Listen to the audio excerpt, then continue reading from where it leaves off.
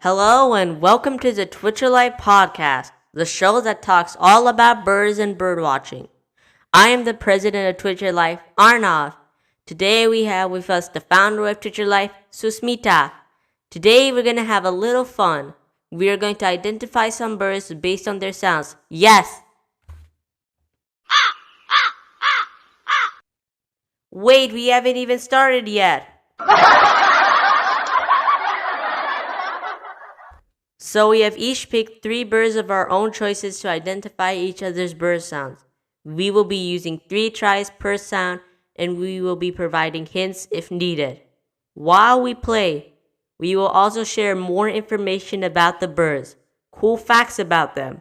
So, without further delay, let's welcome our founder of Teacher Life, Susmita Gautam. Hello Susmita, welcome! Thank you, Arnav. I am excited for today's podcast. Me too. Let's get started. Are you ready? Yes, let's go. Here is the first one.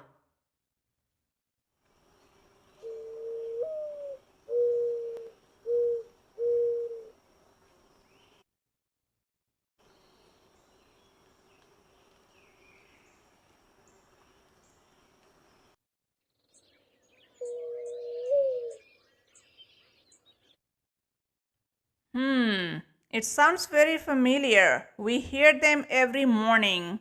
Is it mourning dove? Correct. Did you know that the mourning dove's call is almost always uttered by the male mourning dove, not the female? Really? Yes, these birds are easy to identify also. They have a delicate brown to buffy tan overall with black spots on the wings and black bordered white tips to the tail feathers. Also, they normally eat seeds and they live in open woodlands and forest edges near grasslands and fields. Thank you for all the amazing information on mourning dove. Are you ready for the second one? Yes.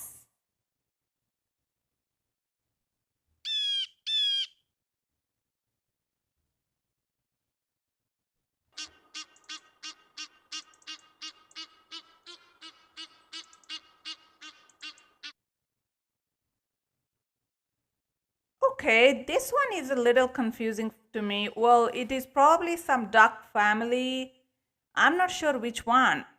Is it mallard? No. It's a goose. Yes, it is a goose, but which kind? I'm not sure. Can you give me a hint? Sure. This bird can be found across the continent of Africa in wetlands and open grassy areas, but it can also be seen in the southern United States. In Africa and southern United States? I'm still not sure. Let me give you more details. This bird has a dark chestnut feathers on the back and a light beige chest. I think I know what it is. Is it Egyptian goose? Yes, you are correct.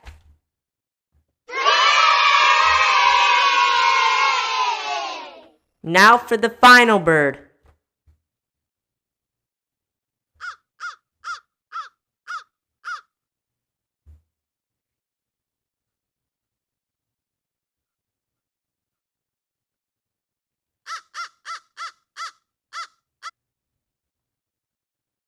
Ooh.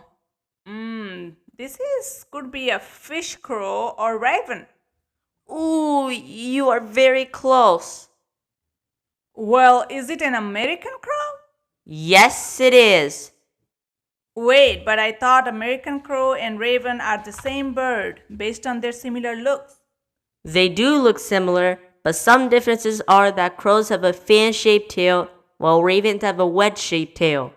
Also, while ravens travel in pairs, crows travel in groups. Oh, now I understand. Thank you for clarifying. You're welcome. Now I'm finished with my birds. Susmita will share her 3 birds next. Stay with us.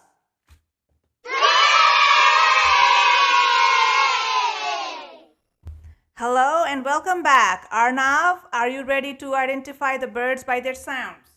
I am ready.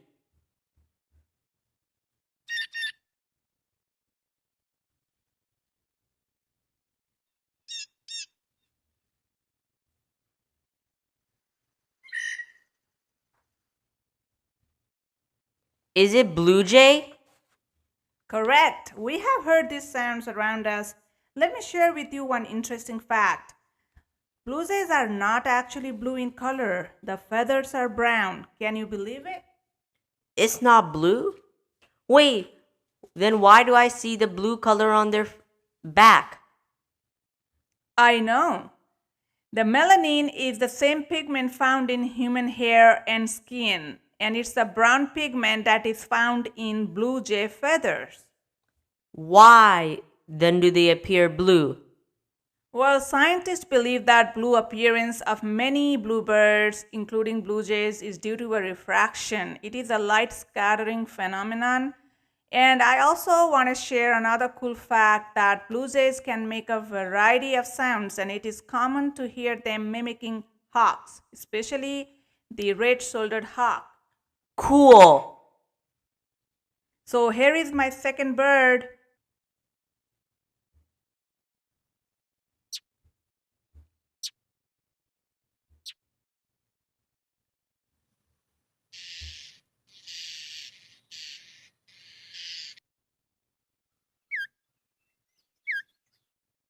Well, I am thinking of one bird, but I'm still not sure. Can you give me another hint? Sure, they are best known for the habit of some species mimicking the songs of other birds. Is it mockingbird? Correct. Did you know that a male may learn around 200 songs throughout its life? Both males and females sing a varied repetitive song that can be heard all day and sometimes all night during the spring and summer. No wonder. We hear them every day loud and clear. What's your next bird? Now for the final bird.